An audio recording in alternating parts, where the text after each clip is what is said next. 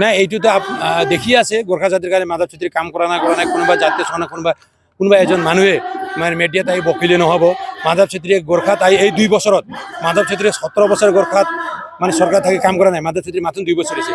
এই 17 বছৰে গোৰ্খাসকলৰ যিবিলাক BPF-ত কাম কৰা যিবিলাক নেতাসকল আছিল এই নেতাসকলে এইটো কথা কৈ আছে, কিন্তু মাধৱ ছেত্ৰীয়ে 2 বছৰত গোৰ্খাসকলৰ কি কাম কৰিছে আৰু 17 বছৰত BPF-ৰ লগত থাকি কাম কৰা গোৰ্খাসকলে কি কাম কৰিছে যদি মোৰ এটা টেবুলত আহি যদি ডিবেট কৰে মই সাজু আছোঁ। মই 2 ঘণ্টা 3 ঘণ্টা 4 ঘণ্টা তেখেতসকলৰ ডিবেট কৰিবলৈ সাজু আছোঁ।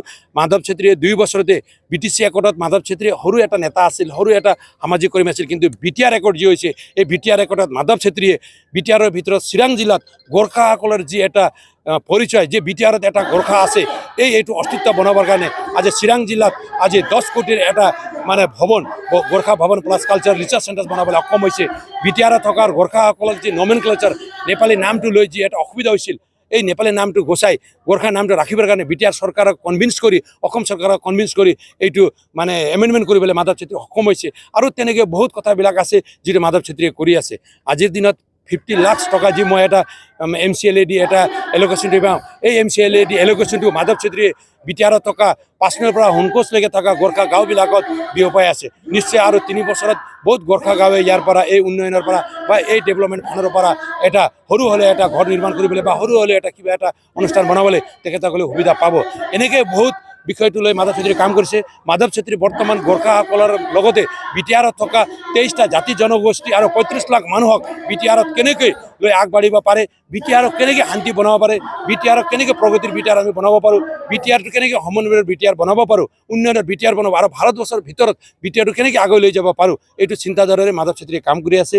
মাধৱ ছেত্ৰীয়ে আহ্বান জনাইছে যে গোৰ্খাসকলৰ লগতে সকলো জাতি জনগোষ্ঠীক আমি একেলগে আগবাঢ়িব লাগিব। এইটো হ'ল আমাৰ UPPL দলৰ পৰিকল্পনা। UPPL দলৰ এজন জেনেৰেল ছেক্ৰেটাৰী হিচাপে মই আহ্বান জনাইছোঁ বোৰ্ডৰ লগতে ইয়াত বসবাস কৰা সকলো জাতি জনগোষ্ঠীয়ে যি BTC একৰ্ড 2003 10 ফেব্ৰুৱাৰী আৰু আগত বহা সকলো জাতি জনগোষ্ঠীয়ে সকলো অধিকাৰটো সাব্যস্ত কৰিবলৈ পাব।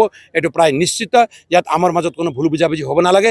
আগন্তুক দিনত তেনেকৈ কোনো যদি ক'ৰবাত কিবা অসুবিধা হৈছে তেনেহ'লে টেবুলত আহি আলোচনা কৰি এই সমস্যাটো সমাধান কৰিবলৈ মই আহ্বান জনাইছোঁ। এক দুই মাহ আগত আপোনাৰ ঘৰত এটা বেনাৰ লগাই আছিল যে মাধৱ ছেত্ৰী মুৰ্দাবাদ আৰু মুৰ্দাবাদ বুলি। এইটো বেনাৰটো আপুনি নিজে লগাই লৈছে বুলি মানে বাকী দল সংগঠনে নাই, বিশেষকৈ আমাৰ জাতীয় সংগঠন অখিল অসম গোৰ্খা ছাত্ৰ সংঘক বদনাম কৰিবলৈ এইটো মই ভাবোঁ BPF-ৰ কোনো দুষ্ট চক্ৰকাৰীয়ে এইটো লগাইছে। মই চিধা আজি কৈ দিওঁ, মই ইমান দিনলৈকে কোৱা নাছিল। মোৰ এটা মানে কাউণ্টডাউনত আহিছে, মোৰ এটা ব্যুৰ' আছে, এই ব্যুৰ'ই মোক জনাইছে এইটো BPF-ৰ অমুক নেতাই এইটো কৈছে লগাইছে, অমুক নেতাৰ মানে প্ৰস্থানত এই কামটো হৈছে বুলি কৈছে। আমাৰ কিন্তু গোৰ্খাসকলৰ একমাত্ৰ যে ইউনাইটেডলি কাম কৰা বহুত দিনৰ পৰাই গোৰ্খাসকলৰ উন্নয়নৰ কাৰণে বিচাৰি কাম কৰা জাতীয় সংগঠন অখিল অসম গোৰ্খা ছাত্ৰ সংঘৰ এটা বদনাম কৰিবলৈ আৰু মাধৱ ছেত্ৰীৰ লগত অখিল অসম গোৰ্খা ছাত্ৰ সংগঠনৰ ক্লেছ লগাবলৈ আৰু বৰ্তমান BTR চৰকাৰৰ লগত অখিল অসম গোৰ্খা ছাত্ৰ সংঘৰ এটা ক্লেছ লগাবলৈ এই BPF-ৰ এটা দুষ্ট চক্ৰই কাম কৰি আছে। এই দুষ্ট চক্ৰই এইটো কাম কৰিছে আৰু বেলেগ কোনো নহয়। মই এইবিলাক কথা কোনোবা কলা পতাকা কোনোবা কি লগত মই একো মানে কাণ দিয়া নাই।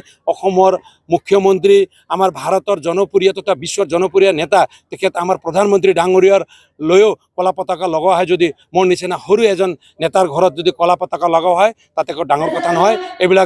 এইবিলাক কথা বা এইবিলাক ঘটনাৰ জৰিয়তে মাধৱ ছেত্ৰীক একো মানে প্ৰভাৱ পেলাব নোৱাৰে। মাধৱ ছেত্ৰীয়ে সদায় মানে জাতীয় জিম্মেৱাৰী লৈ আৰু BTR-ত থকা বিশেষকৈ বড়ো সংগ্ৰামৰ লগত বড়ো বিদ্ৰোহীসকলৰ লগত দীঘলীয়া বড়োলেণ্ড আন্দোলনত একেলগে কাম কৰি আহিছোঁ। গতিকে ইয়াত থকা সকলো জাতি জনগোষ্ঠীক একেলগে আগুৱাই লৈ বড়োসকলৰ লগত এটা ভাল সম্পৰ্ক বনাই আগন্তুক দিন ইয়াত BTR-ত কোনো কনফ্লিক্ট নকৰাকৈ এটা ভাল BTR বনাবলৈ মাধৱ ছেত্ৰীয়ে নিশ্চয় চৰকাৰৰ লগত আমাৰ আৰু বিশেষকৈ আমাৰ ভিজনাৰী লিডাৰ আমাৰ দলৰ সভাপতি তথা BTR প্ৰমোদ বড়ো ডাঙৰীয়াৰ লগত থাকি একেলগে আমি কাম কৰি যাম আৰু সকলো জাতি জনগোষ্ঠী একত্ৰিতভাৱে প্ৰমোদ বড়োৰ লগত থাকি আগুৱাই আহক। নিশ্চয় BTR-ত সকলোৱে শান্তি প্ৰগতি আৰু সকলোৱে সমান অধিকাৰ পাব বুলি মই আজি আপোনালোকক মানে চৰকাৰৰ হৈ ক'ব বিচাৰিছোঁ। Thank U.